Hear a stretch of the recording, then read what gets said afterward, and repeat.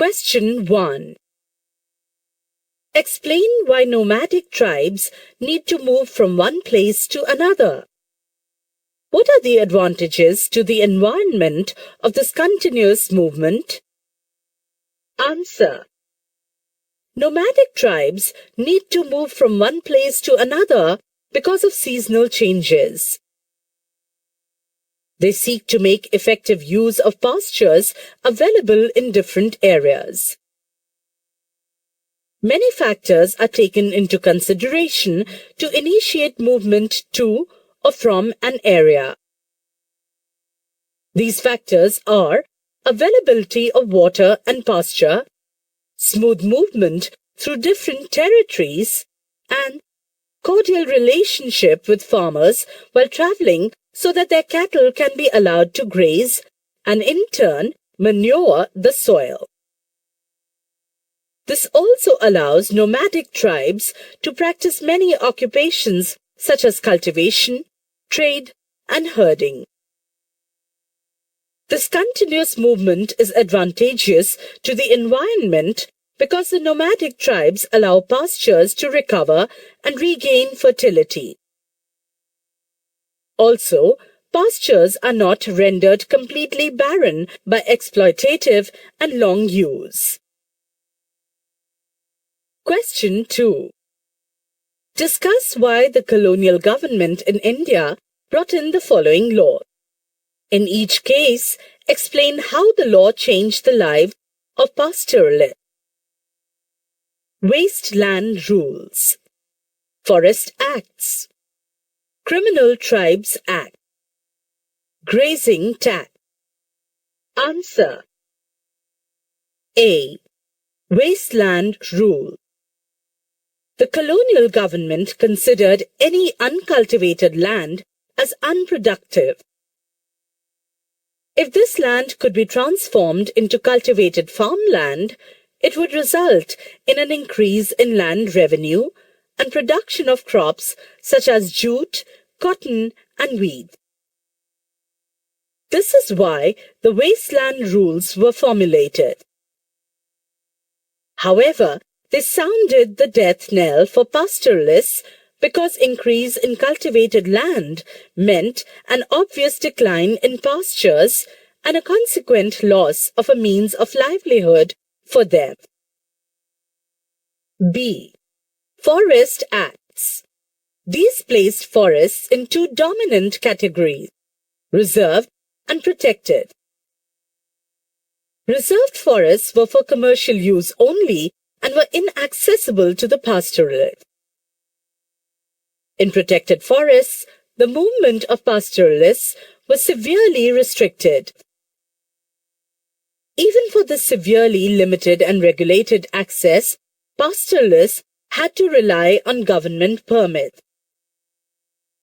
The government enacted these laws because the trampling herds would destroy any young shoots and saplings that were planted for long-term commercial purposes. C. Criminal Tribes Act. The British government eyed nomadic people with suspicion and disregard on account of their continuous movement. They could not be tracked down or placed in one particular place, unlike rural people in villages who were easy to identify and control. Hence, the colonial power viewed nomadic tribes as criminal.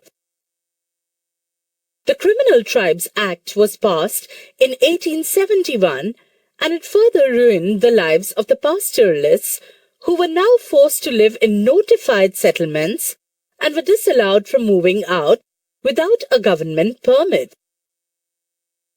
D. Grazing Tax.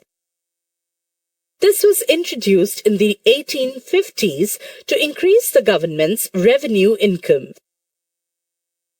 The pastoralists were also badly hit by the higher tax that contractors extracted from them in order to make some private profit. Pastoralists could not afford to pay tax on cattle per head, and the only means to enter a grazing tract was by payment. All this led to tremendous losses for them. Question 3. Give reasons to explain why the Maasai community lost their grazing land. Answer. Question 3. Give reasons to explain why the Maasai community lost their grazing land. The Maasai community lost its grazing lands because of the advent of colonial rule in Africa. In 1885 itself, Maasai land was cut in half by an international boundary drawn between the two countries, British Kenya and German Tanganyika.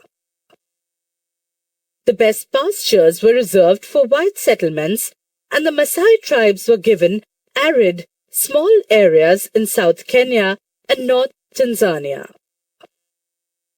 This lack of good grazing lands and a 2-year drought led to loss of almost 60% cattle belonging to the Maasai tribes. Increase in cultivation and promotion of game reserves added to their woe.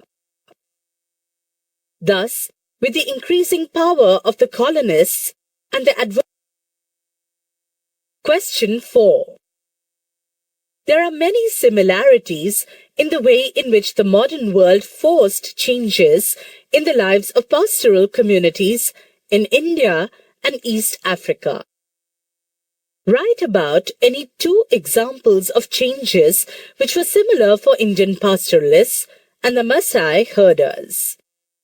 Answer. There are many similarities in the way in which the modern world forced changes in the lives of pastoral communities in India and East Africa. 2 changes that were similar for Indian pastoralists and the Maasai herders are as follows. First, both communities lost their grazing lands due to the preference given to cultivation. Second, both communities were nomadic and hence were regarded with extreme suspicion by the colonial powers governing them. This led to their further decline.